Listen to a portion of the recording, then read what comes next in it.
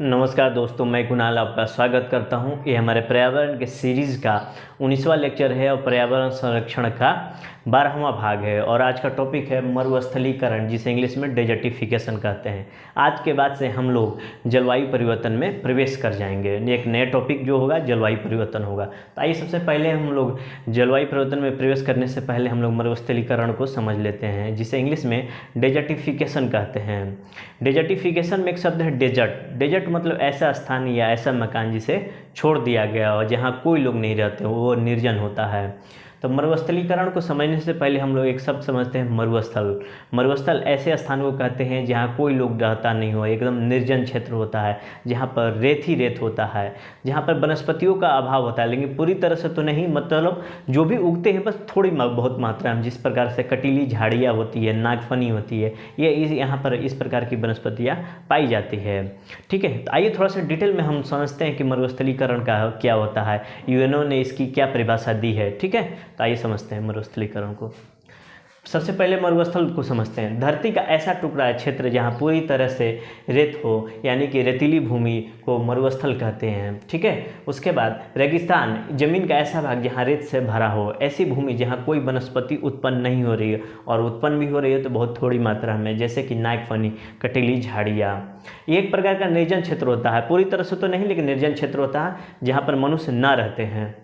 ऐसी भूमि मतलब मरुस्थलीकरण के अंतर्गत हम लोग देखेंगे कि ऐसी भूमि जो भविष्य में मरुस्थल हो सकता है, या उसकी निम्नीकरण हो रही हो, यानी कि धीरे धीरे वो नष्ट होने के कगार पे हो, भूमि उसकी क्षय हो रही है, नष्ट हो रही है, जिसमें हरियाली कम होती चली जा रही है, कम वर्षा हो रही है, मनुष्य का हस्तक्षेप कम हो रहा है, और जलवायु परिवर्तन हो रहा है। इन वजहों से क्या हो रहा है कि जो भूमि है मरुस्थल में, रेगिस्तान में तब्दील होती जा रही है। मरुस्थलीकरण के कारण क्या हो रहा है कि जो भूमि जहाँ पर मरुस्थलीकरण होते जा रही है, जो क्षेत्र मरुस्थल में कन्वर्ट होते जा रहे हैं, वहाँ पर जैव विविधता, बायोडाइवर्सिटी नष्ट होती चली जा रही है, वनस्पति या जीव जंतु खत्म होते चले जा रहे हैं।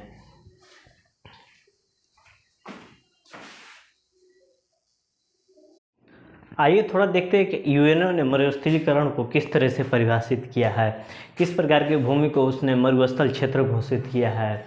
आपने पिछले लेक्चर में पढ़ा होगा कि यूएनए का 1992 में पृथ्वी सम्मेलन, जो कि रियो डी जेनेरियो में हुआ था, जिसका मंथ की बात करें तो 3 से 14 जून के बीच में, 3 से 14 जून 1992 के बीच में पृथ्वी सम्मेलन रियो डी जेनेरियो में हुआ, जिसे United nation conference on environment and development कहते हैं। इसमें परिभाषा देते हुए इसमें मरुस्थलीकरण को परिभाषित किया गया है। यहाँ पर मरुस्थलीकरण को परिभाषा दी गई है, जिसके अंतर्गत कहा गया कि जलवायु परिवर्तन और मानवीय गतिविधियों के कारण ऊसर, अर्ध ऊसर और शुष्क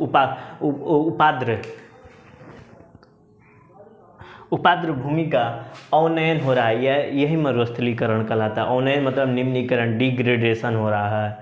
जलवायु परिवर्तन के और मानवीय गतिविधियों के कारण भूमि ऊसर, अर्ध ऊसर और शुष्क उपाद्र भूमि में कन्वर्ट होती चली जा रही है। तो यही मरुस्थलीकरण के रूप में हम जानते हैं, यही मरुस्थल के रूप में ये भूमियाँ विकसित होती चली जा रही है। आइए बारी बारी से इन तीनों के बारे में अध्ययन करते हैं, जिसमें पहला अपना है ऊसर क्षेत्र, जिसे बंजर भूमि कहते हैं, जहाँ वनस्पतियाँ नहीं उग रही है, जहाँ की धरती सूखी एवं फटी सी दिखाई देती है। उजाड़ जमीन को ऊसर भूमि कहते हैं, बंजर भूमि कहते हैं, जहाँ पर वर्षा 25 सेंटीमीटर से कम होती हो। जैसे कि एग्जाम्पल के तौर पर देखें तो रण ऑफ कच्छ, राजस्थान का मरुस्थल ऊसर या बंजर भूमि के अंतर्गत आता है। ये भारत का 15 से 16% भूमि के अंतर्गत आता है। दूसरा अपना है अर्ध ऊसर भूमि। भारत में सबसे अधिक फैला हुआ है, ये 15 राज्यों में अर्ध ऊसर भूमि फैला हुआ, जहाँ पर वर्षा 25 सेंटीमीटर से 50 सेंटीमीटर तक होती है। ये स्टेपी जलवायु वाले क्षेत्र होते हैं। मरुस्थल बनने की ओर यह बढ़ रहा है। यह लगभग 37% है। जहाँ पर राज्यों की बात करें तो पंजाब, गुजरात, राजस्थान, हरियाणा, महाराष्ट्र, आंध्र प्रदेश और कर्नाटक में ये अर्ध ऊसर भूमि पाई जाती है, जो मरुस्थल बनने की ओर बढ़ रहा है। आइए तीसरा पढ़ते हैं, शुष्क उपाद्र भूमि।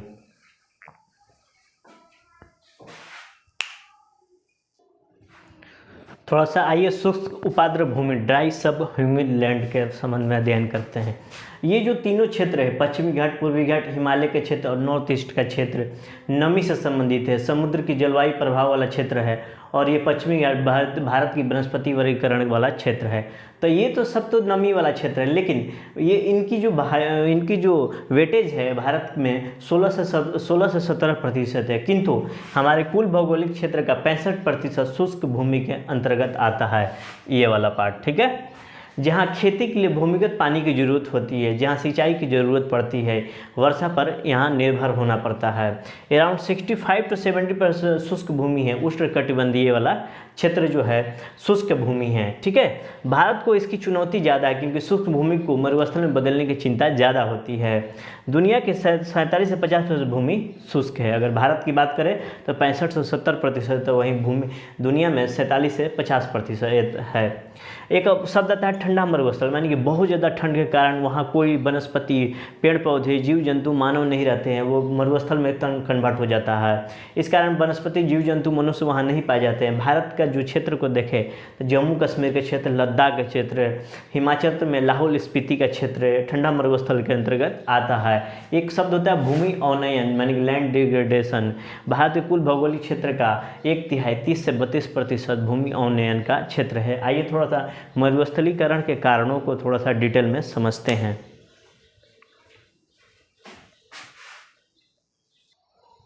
आइए जानते हैं कि मरुस्थलीकरण के कारण कौन कौन से हैं। जब हम लोग आगे के अध्याय या पिछले अध्याय की अगर मूल्यांकन करें तो जैव विविधता, आर्द्र भूमि, मैंग्रोव, जलवायु परिवर्तन, पर्यावरण प्रदूषण और मरुस्थल के होने के जो कारण हैं, एक लगभग मान के चलिए कि एक जैसे होते हैं।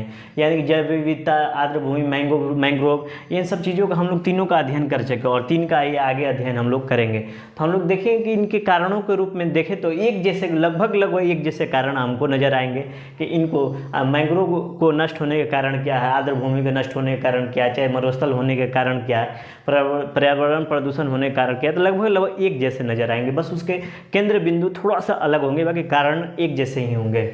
जैसे कि मरुस्थल के कारणों पर नजर दौड़ाएं तो यहाँ पर मृदा केंद्र में होती है, और कौन कौन से कारक जो मृदा को प्रभावित करते हैं, यानी इसका अवनयन या कम कर रहे हैं, यानी मिट्टी कम होती जा रही है, मिट्टी की गुणवत्ता कम होती जा रही है, या मिट्टी सूखती जा रही है।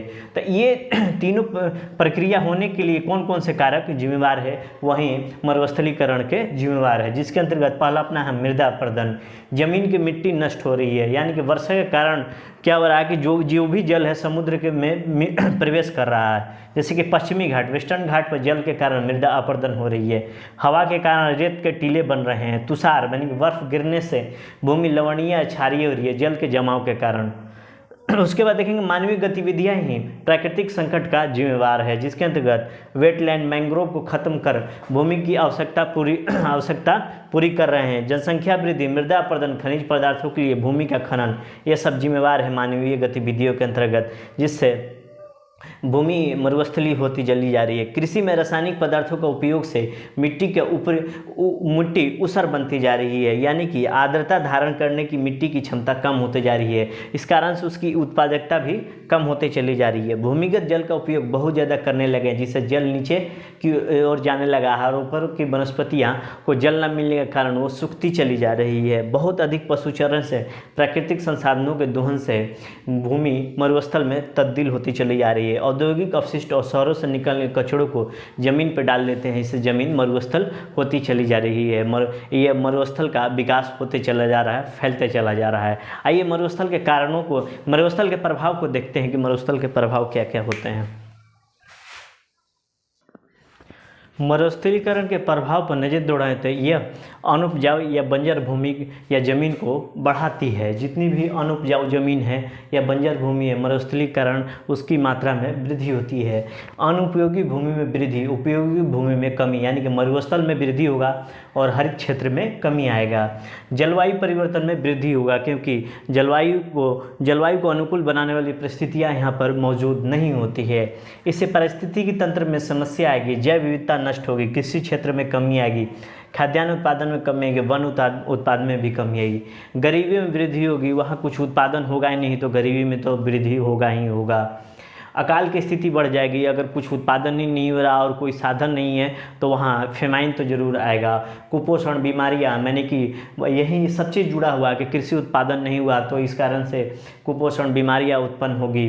कानून व्यवस्था में समस्या आएगी क्योंकि इस क्षेत्र जो निर्जन क्षेत्र होता है यहाँ तस्करी की सबसे ज़्यादा संभावना होती है। जैसे कि आप लोग रण ऑफ कच्छ में पाकिस्तान से सीमा जो भी बॉर्डर लगा हुआ है, चाहे राजस्थान पाकिस्तान का बॉर्डर लगा हुआ, वहाँ अफीम, गांजा या तस्करी या अन्य तस्करी चीज़ों के लिए ये आदर्श स्थिति उत्पन्न कराता है, मरुस्थल आदर्श स्थिति उत्पन्न कराता है। इस कारण कानून व्यवस्था में समस्या आएगी और अर्थव्यवस्था एक प्रकार से चौपट हो जाएगी धीरे धीरे। ये जब ये कालाबाजारी की समस्या भारतीय अर्थव्यवस्था में प्रवेश करेगी तो अर्थव्यवस्था के समानांतर जो एक पैरेलल अर्थव्यवस्था यानी कि ब्लैक मनी भारत में प्रवेश कर जाएगा। ये बढ़ता हुआ मरुस्थलीकरण मानवीय जीवन के सामने एक नई प्रकार की चुनौतियाँ पैदा करता है। ये हमारे अस्तित्व से जुड़ी हुई चुनौतियाँ पैदा करता है। इस कारण मरुस्थलीकरण को लेकर पूरी दुनिया में चिंता और इसको लेकर बहुत ज़्यादा प्रयास किए जा रहे हैं। तो आइए देखते हैं मरुस्थलीकरण को रोकने के कौन कौन से प्रयास किए जा रहे हैं। मरुस्थलीकरण को रोकने के लिए प्रयास, इसके अंतर्गत देखेंगे कि सरकारी योजना के माध्यम द्वारा इसके लिए मरुस्थलीकरण को रोकने के लिए प्रयास किए जा रहे हैं। ये योजनाएं विशेषकृत रूप में मरुस्थलीकरण को रोकने के प्रयास से नहीं जुड़ी है, परंतु इनकी मदद से मरुस्थलीकरण को रोकने में मदद मिल सकती है। मरुस्थलीकरण के विस्तार को हम आसानी से तो नहीं मरुस्थलीकरण के विस्तार को रोक पाएंगे। इसमें सबसे पहला अपना है मृदा स्वास्थ्य कार्ड योजना, यानी कि मिट्टी को कैसे बचाएं, उसकी उर्वरता को कैसे मेंटेन करें। मृदा स्वास्थ्य प्रबंधन योजना, प्रधानमंत्री कृषि सिंचाई योजना, राष्ट्रीय कृषि विकास योजना, अटल भूजल योजना, प्रति बूंद अधिक फसल, वन ड्रॉप मोर ड्रॉप, जो कि अपना इजराइल का मॉडल है, उस मॉडल को हम लोग अपनाने का प्रयास करें। ये योजनाएं अप्रत्यक्ष रूप से, ये जितनी भी योजनाएं अप्रत्यक्ष रूप से मरुस्थलीकरण को रोकने का प्रयास कर रही हैं। राष्ट्रीय हरित मिशन योजना, इससे रेतीली भूमि के विस्तार रुकेगी और भूमि की गुणवत्ता बढ़ेगी। तो ये सीधे ये प्रत्यक्ष रूप से, बाकी ये सब अप्रत्यक्ष रूप से मरुस्थलीकरण को रोकने की योजनाएं हैं। दूसरे माध्यम द्वारा किए गए उपाय में देखेंगे तो जो क्षेत्र मरुस्थल बन गए वे रेत के टीले बनते जा रहे हैं। हवा के माध्यम से टीले आगे बढ़ते जा रहे हैं। रेतीले टीलों का स्तरीकरण किया जाए, मतलब मरुस्थलीकरण को रोकने के लिए रेतीले टीलों का स्तरीकरण किया जाए, मतलब रेत के टीलों के आसपास पेड़ पौधे लगाए जाए ताकि हवा चले तो रेत रुक जाए। वायु अवरोधकों का निर्माण किया जाए, वायु अवरोधकों के बीच घास, बेल, लताएं लगाई जाए। जिस दिशा में हवा बह रही है उस दिशा में 5 कतार वाले वृक्ष लगाए जाएं ताकि रेत उसी क्षेत्र तक रुक जाए। गुजरात, मध्य प्रदेश और राजस्थान में मरुस्थलीकरण रोकने के लिए विमानों से बीज की बुआई की जा रही है और कृत्रिम वर्षा कराई जा रही है ताकि फसल वहां पर उग सके।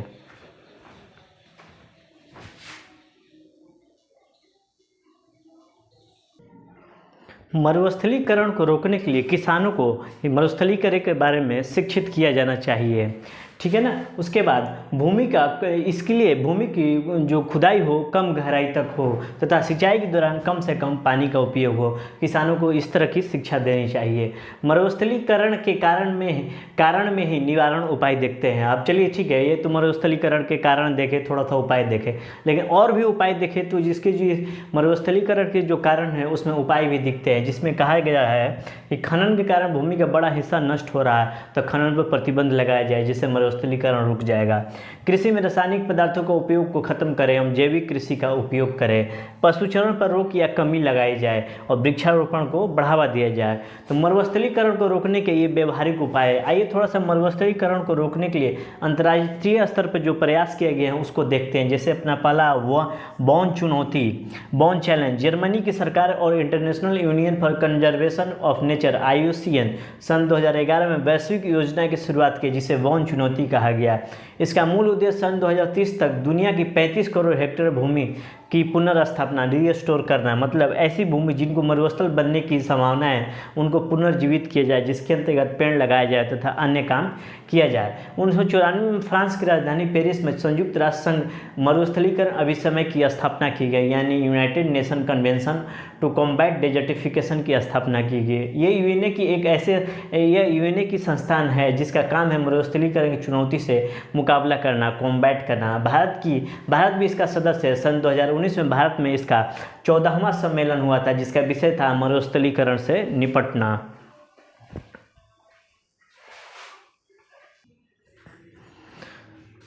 वन चुनौती के अंतर्गत इन्होंने जो वृक्षारोपण किया गया, वृक्षारोपण के माध्यम से मरुस्थलीकरण को रोकने का जो प्रयास किया गया, इन्होंने इसे वन भूमि पुनर्स्थापना दृष्टिकोण कहा। इसके अंतर्गत परिदृश्य लैंडस्केप को बचाना और इसको अनुकूल बनाए रखना शामिल है। पारिस्थितिकी रूप से जो चीज़ें एकीकृत होती हुए सारे काम इसके अंतर्गत किए जाएंगे और भारत ने भी इसकी शुरुआत की है। इसके तहत फॉरेस्ट लैंड एस्केप रिस्टोरेशन योजना की शुरुआत की है भारत के द्वारा। जो भी योजना होगी वैश्विक स्तर की होगी। और United Nation Convention to Combat Desertification के अंतर्गत ये विश्व स्तर पर एक संस्था है जो मरुस्थलीकरण को लेकर मात्र एक वैधानिक संस्था है। इसका मुख्य उद्देश्य मरुस्थलीकरण को रोकना, भूमि अवनयन को रोकना, सूखा होने के कारणों को रोकना। तो ये रहा अपना मरुस्थलीकरण और अपना जो पर्यावरण संरक्षण का भाग था, ये हिस्सा था, वो ख़त्म हो चुका है। अब कल से हम लोग जलवायु परिवर्तन के हिस्से में प्रवेश करेंगे अच्छे से। ठीक है, तो आज भर के लिए इतना ही। आपके सहयोग के लिए धन्यवाद। नमस्कार, जय हिंद।